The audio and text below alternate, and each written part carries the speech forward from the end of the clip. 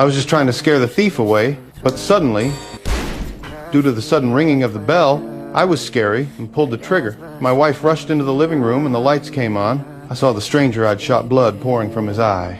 My hands were still shaking when the police arrived at the scene moments later. The sheriff identified the intruder as a wanted criminal named Freddie. He told me not to worry, it was clearly self-defense. To close the case, I needed to head down to the station to give my statement. Sitting in the back of the police car, I couldn't believe I'd actually killed someone. When I got home, my wife and I collapsed on the floor, staring at the blood splattered on the wall.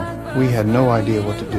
Eventually, we started cleaning up the bloodstains. By morning, the whole town had heard what happened. The sheriff told me the intruder would be buried the next day. But I couldn't help wondering, did this guy have any family? The sheriff said he had a father who was serving time in prison. But here's the thing, his father was being released today. Shit don't fall far from the tree.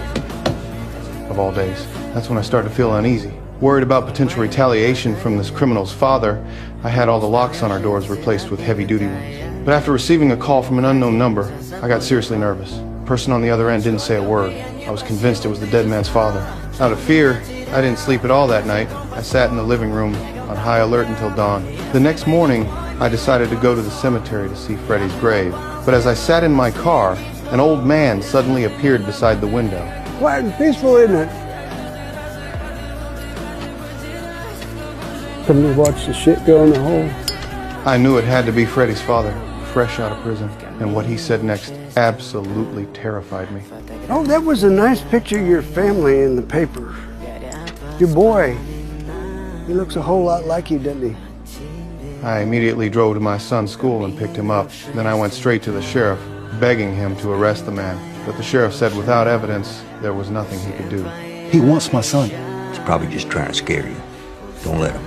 After leaving the station, I took my wife and son home. But the moment we got to the front door, I noticed our lock had been forced open. Get back in the car. What? The lock's busted. Oh my God.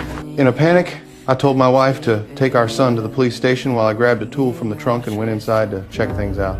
At first, I didn't see anyone, but when I walked into my son's bedroom, I found a bullet on the floor. Following the trail, I discovered a stuffed animal with its eye gouged out, and then another bullet and another. The police arrived quickly. Now we had evidence. They assigned officers to secretly protect us and left one cop station inside the house, but I still couldn't sleep. I went downstairs for a glass of milk, and when I returned to the bedroom to try to rest, the intruder's father was standing right beside my son's bed. When I heard strange noises again, I went back downstairs to investigate. The attic entrance was wide open. Kevin? He's in the fucking house! He's in the goddamn house! Jordan! Move! Go! Go! I slammed against my son's